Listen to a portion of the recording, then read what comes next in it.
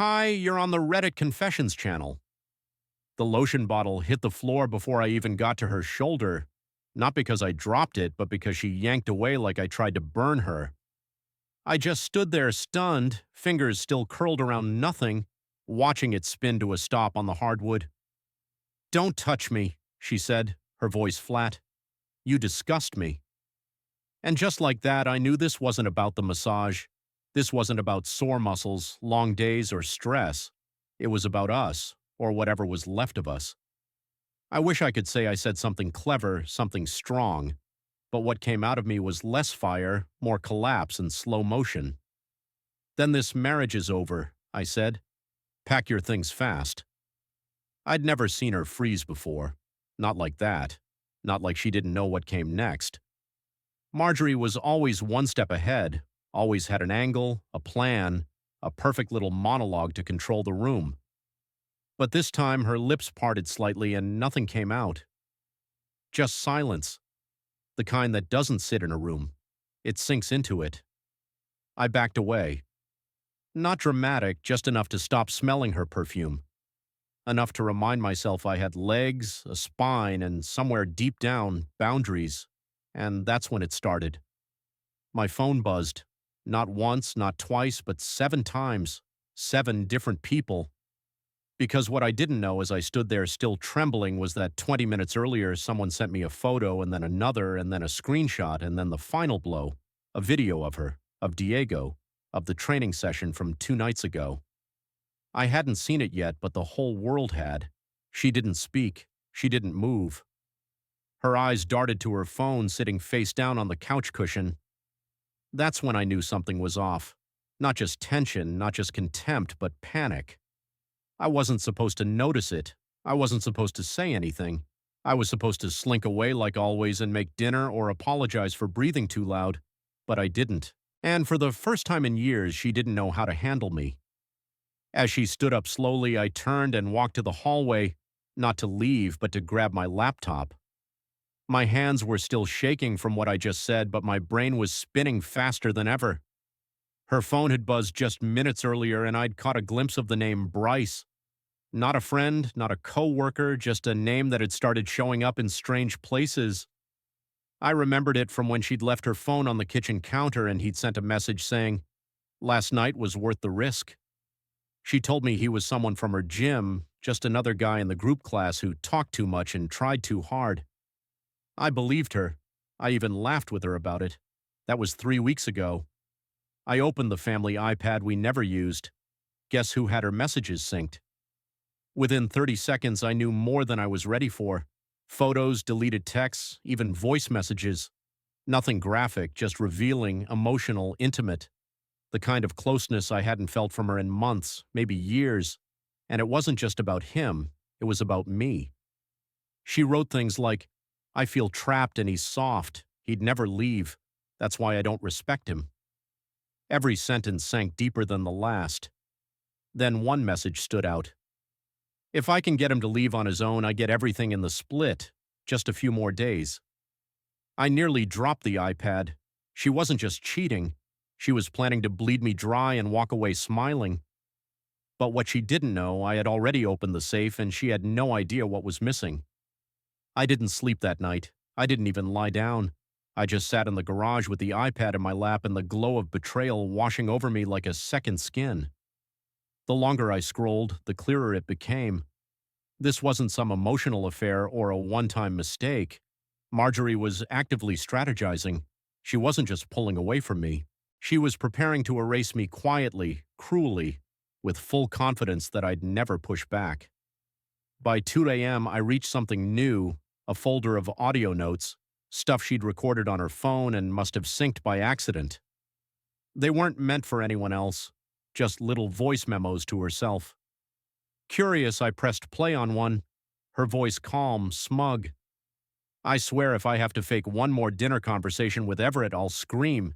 He thinks tonight I was sore from yoga. Diego left bruises, but not from anything innocent." I paused the recording, hand shaking. There was no denying it anymore. She said my name like it tasted bad. The worst part? She was right. I was that clueless, that passive, that easy to lie to. She counted on it.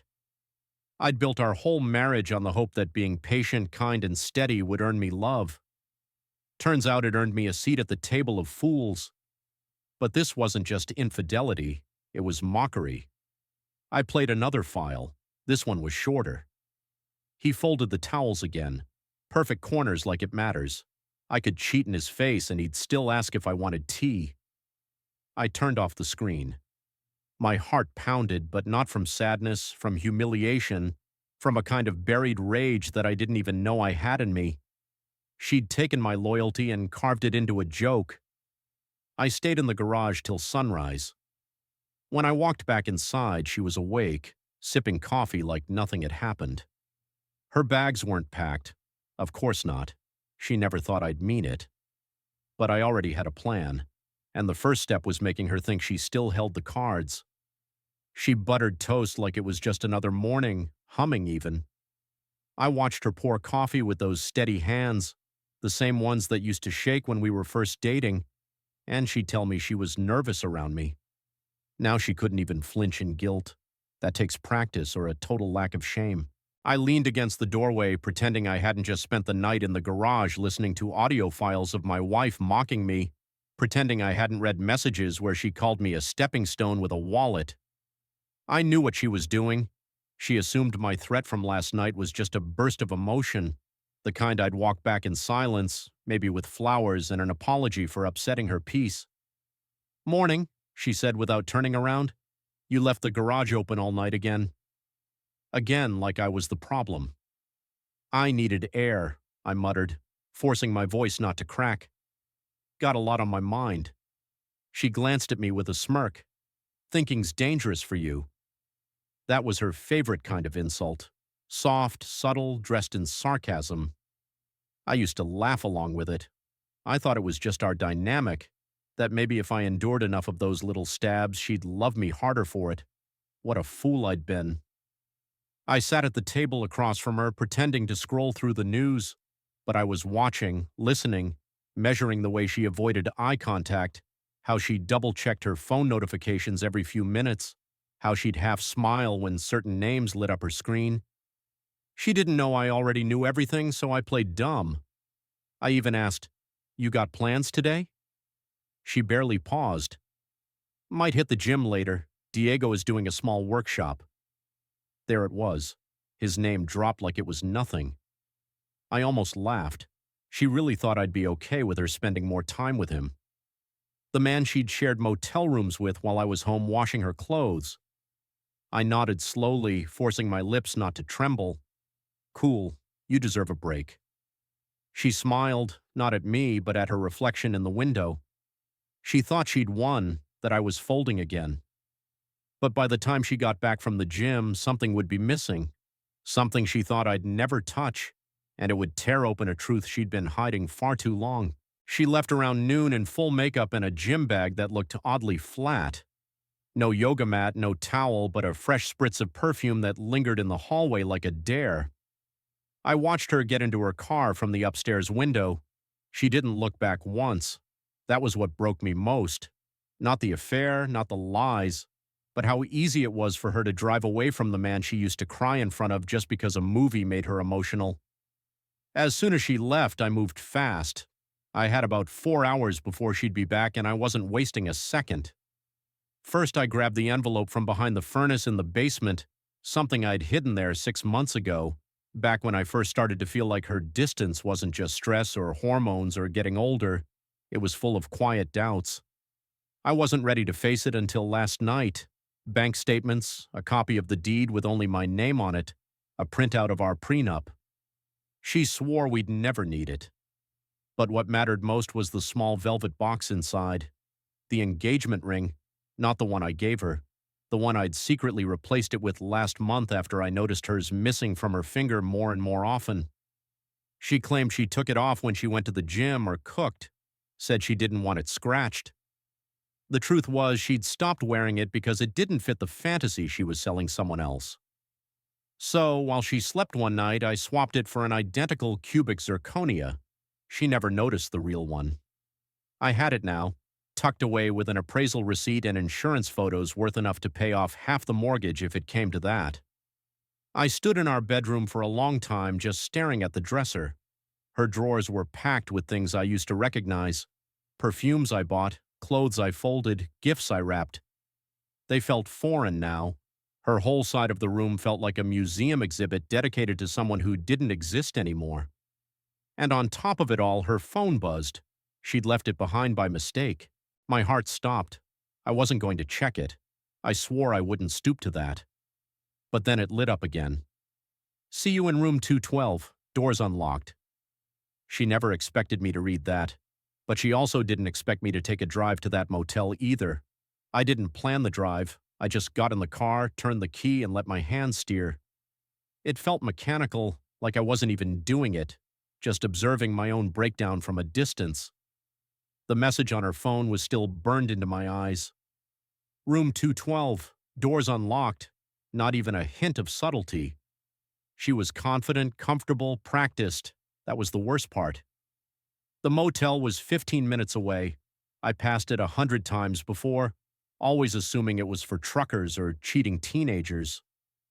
Now I realized it had been for her, my wife Marjorie, the woman who used to cry when I brought home surprise cupcakes from that bakery she loved in spring. Now she cried when her secret boyfriend wasn't rough enough. I knew because she said so in a message. The parking lot was nearly empty. Just 2 cars, hers and a black Lexus with tinted windows. I parked out of sight and watched from behind a delivery van. My stomach turned. I didn't have a plan. I didn't want to go in, but I couldn't drive away either. What if I did and never knew what happened behind that unlocked door? So I walked in. No front desk, no cameras, no conscience. Room 212 was at the back, second floor. The hallway smelled like bleach and dust, like they were trying to clean things you couldn't scrub out. I stood at the door and listened. Faint laughter. Male. Then a woman, her giggling in a way I hadn't heard in years. High-pitched, flirty, alive. I didn't knock. I didn't barge in. I slipped something under the door, a simple envelope with one thing inside, a printed screenshot of her text. "He's too weak to do anything." Then I walked back down the stairs, my heart hammering, my hands ice cold. I didn't need to see her face. I needed her to know I saw everything. As I drove off, my phone buzzed. Her name. I didn't answer. Let her panic sit in silence for once. She came home exactly 3 hours later.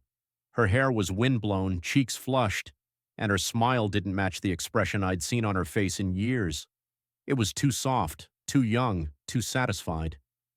She didn't notice I was sitting in the living room at first. She tossed her bag on the floor like she owned the place, kicked off her sneakers, and checked her phone. That's when I saw the shift. Her brows furrowed, her head tilted. She stared at the screen like it had betrayed her.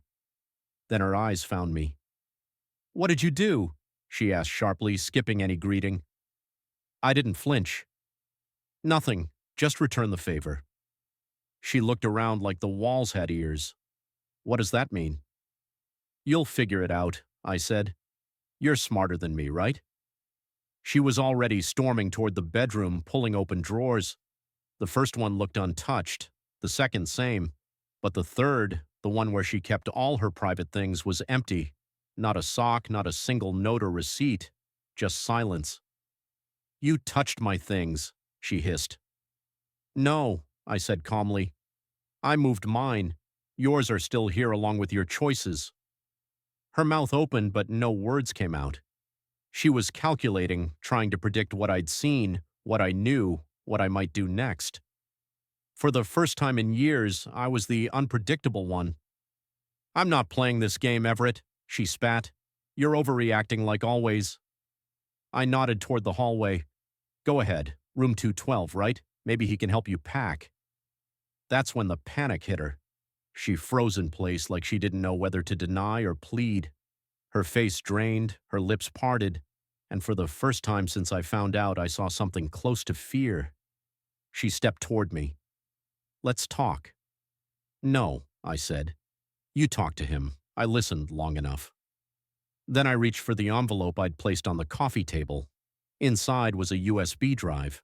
Everything you said, everything you wrote, saved with copies just in case I forget what respect doesn't look like.